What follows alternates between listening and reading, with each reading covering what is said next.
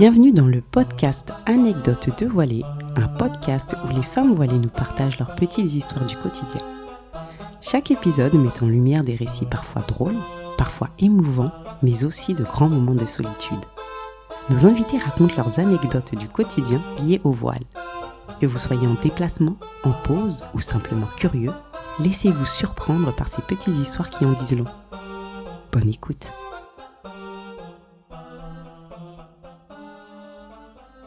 Je suis voilée depuis presque 10 ans maintenant et il y a quelques temps, j'ai été m'inscrire au centre sportif universitaire de ma ville pour pratiquer une voire plusieurs activités sportives au cours de l'année. Je m'y suis présentée un peu stressée puisque c'était la première fois que je m'y rendais et que compte tenu du nombre important d'activités et d'horaires qu'ils proposent, j'avais peur de faire le mauvais choix. Donc à mon arrivée, la file d'attente allait jusqu'à l'extérieur du bâtiment.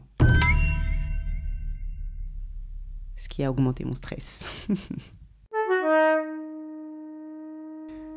En plus de la nouveauté des lieux, il fallait que j'intègre aussi le fait que les sports qui m'intéressaient pouvaient être complets et que je me rabatte sur autre chose.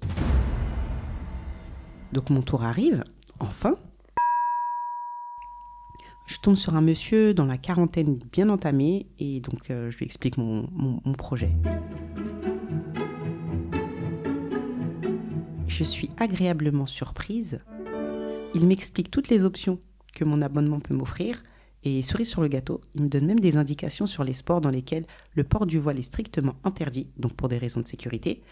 Et en plus de ça, il me donne des petits tips, il me dit voilà, il ne faudra pas le porter comme ça, donc moi mon foulard je le porte de manière classique avec une épingle sous le menton. Et donc là il me dit en gros, par exemple pour l'escalade, ça ne va pas être possible. Que ça va pas être possible et que je peux même pas porter de turban aussi sur ce sport-là, puisqu'il demande que les participants aient la tête nue en fait, aucun couvre-chef, c'est-à-dire pas de bonnet, pas de bandeau, pas de turban, pas de voile, mais voilà, ça n'a absolument rien à voir avec la confession, hein. Ils ne sont pas contre les gens qui portent des choses sur la tête, mais voilà, comme ils ont eu un accident il y a quelques années, et pour éviter tout problème, c'est interdit d'avoir un couvre-chef sur la tête. Et donc, j'ai trouvé ça vraiment touchant. Par exemple, pour la salle de muscu aussi, il m'a donné quelques indications. Enfin, je l'ai senti vraiment engagé en fait.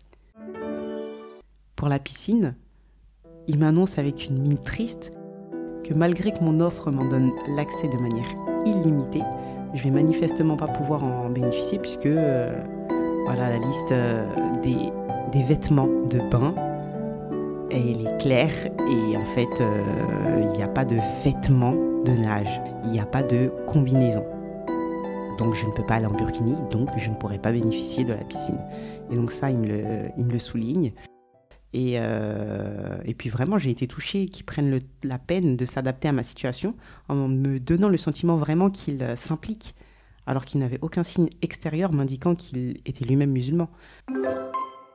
Je partage cette petite anecdote parce que j'ai apprécié ce moment et vraiment, je le remercie pour l'accueil et les conseils qu'il m'a offerts. Ça devrait toujours être comme ça. Merci de m'avoir écouté. Le podcast vous a plu ? N'hésitez pas à laisser des commentaires et à cocher les 5 étoiles. Anecdotes de voilée est un podcast de Polycac Studio. À bientôt.